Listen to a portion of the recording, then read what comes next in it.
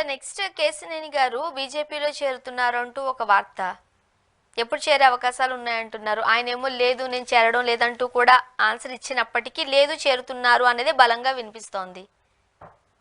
General గా కేశినేని నాని గారు కొంత దూకుడు స్వభావం, ఆ కొంచెం గట్టిగా ఉంటాడు మనిషి అనేది ఉంది. ఈ నేపథ్యం కొంచెం ఇండిపెండెంట్ కూడా ఆలోచిస్తాడని. ఇప్పుడు వైఎస్ఆర్ కాంగ్రెస్ పార్టీ ఓడిపోవడం, తన సోదరుడు ఉన్న తెలుగుదేశం పార్టీ ఎంపీగా సోదరుడు గెలవడం, తెలుగుదేశం పవర్ లోకి ఉండడం, విజయవాడ పవర్ సెంటర్ కావడం, వీటన్నిటి కొంత ఒత్తిడి ఆయన మీద ఉండొచ్చు. ఆయనకి బీజేపీ నాయకులతో కూడా మంచి సంబంధాలు ఉన్నాయి కాబట్టి, వ్యాపారస్తుడు కూడా ఉన్నాడు కాబట్టి ఏమన్నా బీజేపీతో లైజాన్ రావచ్చేమో అనే ఒక ప్రచారం అయితే వచ్చింది. బట్ ఆయన తిరస్కరించారు కాబట్టి జరగకపోవచ్చు. అంటే బీజేపీ తెలుగుదేశం సంబంధాలు బాగున్నాయి. ఇప్పుడు ఈ దశలో కొంచెం కేశినేని నాని గారు కొంచెం అఫెన్స్ లో వెళ్ళాడు కదా ఎలక్షన్ టైంలో. కాబట్టి తమ్ముడు తెలుగుదేశం పార్టీ కూడా కొంత అభ్యంతరం చెప్పొచ్చు. ఇవన్నీ ఉంటాయి కాబట్టి ఏదైనప్పటికీ కూడా కేశినేని నాని గారు ఇప్పట్లో బీజేపీలో చేరతారని అనుకూలం ఈ కారణాలు ఇచ్చా. కాబట్టి ఆయన కూడా అంత అవసరం ఈ రోజు ఆయనకి ఏమి లేదు.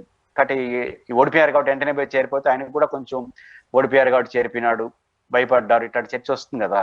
కాబట్టి ఆయన కూడా అట్లాంటి అవకాశం ఇవ్వచ్చు. మీరు అన్నట్టు ఆయన కూడా బహిరంగ ప్రకటించాడు వెళ్ళే అవకాశం లేదని. బట్ ఏమవుతుందో చూద్దాం. కానీ కేశినేని నాని గారు మాత్రం ఇప్పట్లో వైసీపీని వీడి రాజకీయాల్లో సైలెంట్ గా ఉండొచ్చేమో కానీ ఇప్పటికిప్పుడు ఇంకొక పార్టీలో చేరిపోతాడని అయితే అనుకోలేదు. సార్ అండ్ రేపు వల్లభనేని వంశీ గారిని జగన్మోహన్ రెడ్డి గారు పరామర్శించడానికి వెళ్ళబోతున్నారు అంటూ ఒక వార్త. నిజమేనా? ఒకవేళ వెళితే కనుక రాజకీయాలలో మన ఎటువంటి కామెంట్స్ చూసే అవకాశాలు ఉన్నాయంటారు? అంటే జగన్మోహన్ గారు రేపు వెళ్తారా లేదన్నది సాంకేతికంగా రేపా ఎల్లుండా అనేది వేరే సంగతి. కానీ వెళ్తారు జగన్ గారు, డౌట్ ఏం లేదు. ఎందుకంటే వాళ్ళ పార్టీకి ముఖ్యమైన నాయకుడు, కృష్ణా జిల్లా లాంటి రాజకీయాల్లో ఉన్న వ్యక్తి కాబట్టి నేచురల్ గా వెళ్తాడు. అంటే రేపు వెళ్తారా ఎల్లుండి వెళ్తారా అనేది ములాఖత్ కూడా దొరకాలి కదా. జగన్మోహన్ రెడ్డి గారు ఇప్పుడు ఎప్పుడు పడితే అప్పుడు నేరుగా పోతానంటే దానికి కుదరదు. ఇది ధర్నా రాష్ట్రావు లాంటిది కాదు కదా. జైలు అంటే నిబంధనలు ఉంటాయి. ఆ ములాఖత్ ఎప్పుడు రోజుకు ఒకటికో ఇద్దరికో ఇస్తారు. బస్ ఆ కాంటాక్ట్ లో ఇప్పుడంతా బెయిలు వీటి చుట్టూ నడుస్తూ ఉంటుంది. ఇక్కడ లాయర్లు, సతీమణి, కుటుంబ సభ్యులు ఎక్కువ కలుస్తూ ఉంటారు. ఆ ములాఖత్ టైం వాళ్ళు వాడుకుంటారు. కాబట్టి నేచురల్ గా ములాఖత్తు, ఈ టైము, జగన్ గారి షెడ్యూల్ రెండు దృష్టిలో పెట్టుకొని ఖచ్చితంగా జగన్మోహన్ రెడ్డి గారు వెళ్తారు. వెళ్లాల్సిన అవసరం కూడా ఆయనకు ఉంటుంది, తప్పదు. ఎందుకంటే పార్టీలో ఒక సీనియర్ నాయకుడిని, ఒక సీనియర్ కాకపోయినా ఇంపార్టెంట్ పర్సన్ గా పార్టీలో ఉన్న వ్యక్తిని అరెస్ట్ చేయడం, పైపించి మేము చేసి తీరుతాము, ఇంకా సంగతి తేలుస్తాము, ఇంకా నెక్స్ట్ కొడాలి నాని గారిని అరెస్ట్ చేస్తాము అనే లెవెల్ చర్చలు జరుగుతున్నాయి. అంటే కొంతమంది తెలుగుదేశం నాయకులు ఓపెన్ గానే మాట్లాడేస్తున్నారు, కొన్ని మీడియా సమస్యలో చర్చలు పెట్టేస్తున్నారు. ఈ దశలో ఆయన పోకపోతే వీళ్ళ పట్ల ఆయనకి ఏం మంచి అభిప్రాయం లేదని రాంగ్ సిగ్నల్ వెళ్తుంది. రెండోది, వరుసగా కొడాలి నాని, టటోల్, పేరు నాని అందరినీ ఏదో చేయబోతారనే పరిస్థితి వచ్చినప్పుడు జగన్ గారు వెళ్ళి వాళ్ళకి భరోసా ఇవ్వడంతో పాటు ఒక స్ట్రాంగ్ మెసేజ్ కూడా ఇవ్వక తప్పదు ఆయన. కాబట్టి వల్లభనేని వంశీ గారి విషయంలో వెళ్తారు.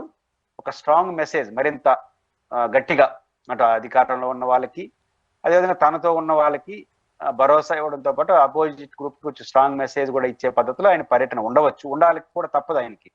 ఎందుకంటే నేను ముందు చెప్పాను కదా, కృష్ణా జిల్లా అనేది రాజకీయంగా ఆ పార్టీ అందరికి హెడ్ క్వార్టర్ విజయవాడ చుట్టూ రాజకీయాలు నడుస్తూ ఉండేది. వల్లభనేని వంశీ గారు కావచ్చు, కొడాలి నాని కావచ్చు, పేర్ని నాని గారు కావచ్చు, అవినాష్ గారు కావచ్చు, జోగి గారు కావచ్చు, వీళ్ళందరికీ వచ్చినప్పుడు ఖచ్చితంగా సీరియస్ గా అధ్యక్షుడు వాళ్ళతో లేకపోతే నెగిటివ్ మెసేజ్ వెళ్తుంది. కాబట్టి రెండు వెళ్తారు. ఎప్పుడు వెళ్తారో తెలియదు, వాళ్ళ టైం బట్టి.